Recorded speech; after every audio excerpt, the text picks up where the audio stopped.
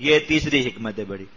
کہ مسلسل فتوحات سے دلوں میں میل آ جاتا ہے، زنگ آ جاتا ہے کہ انسان کی نظر اپنی صلاحیتوں پر، اپنی تیاری پر، اپنے جو ہے وہ نام پر، اپنے کام پر جانے لگ جاتی ہے کہ ہم نے ایسا کیا تو یوں ہو گیا، ہم نے ایسا کیا تو یوں ہو گیا۔ اللہ رب العزت ایک دم کافروں کو غلبہ دے دیتے کہ اب بتاؤ وہی ہو تم، وہی صلاحیتیں، وہی فن خان، وہی رستم، اب کیا ہوا؟ اب کہاں گئی تمہاری وہ ساری فن خانی؟ اللہ رب العزت تو دل صاف ہو جاتا ہے، پھر انسان اللہ کی طرف متوجہ ہوتا ہے کہ نہیں اللہ آپ کی نصرت سے ہی سب کچھ ہوتا ہے۔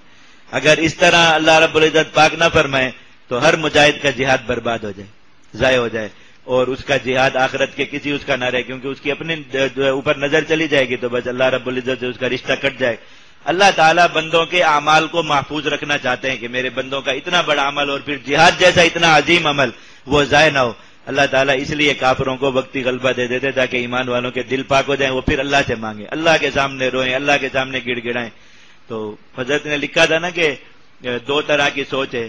سخت حالات آ گئے، ایک سوچ یہی ہے کہ اچھا خاصا کام چل رہا تھا اور حالات سخت آ گئے، اچھا نہیں لگ رہا، اور ایک سوچ یہی ہے کہ چلو اللہ تعالیٰ کے ذکر کی زیادہ توفیق، ہم کب سے اللہ کے سامنے رو نہیں رہے تھے، اب برے حالات آ گئے تو اللہ کے سامنے روئیں گے بھی۔ اس دن ایک بزرگ ہمارے بیٹھے ہوئے تھے، مذاق میں کہہ رہے تھے کہ عمران خان نے تسبیح پکڑوا دی، پھر کافی عرصہ وہ چھوڑی ہوئی تھی، عمران خان نے پھر تسبیح ہاتھ میں پکڑوا دی، خوش ہو رہے تھے اس بات۔ تو وہ ایسے مزاح میں ایک بات تھی، ایسے ماشاءاللہ بہت نیک ہیں اور بزرگ ساتھی ہیں، لیکن مذاق میں یہ بات کہہ رہے تھے کہ ذرا کم ہو گئی تھی تو اس نے پھر پکڑا دی کہ زیادہ تسبیح پڑھو۔ تو اللہ تعالیٰ اس نقطۂ نظر سے دیکھیں تو پھر اس میں اللہ تعالیٰ کی حکمت ہے نا۔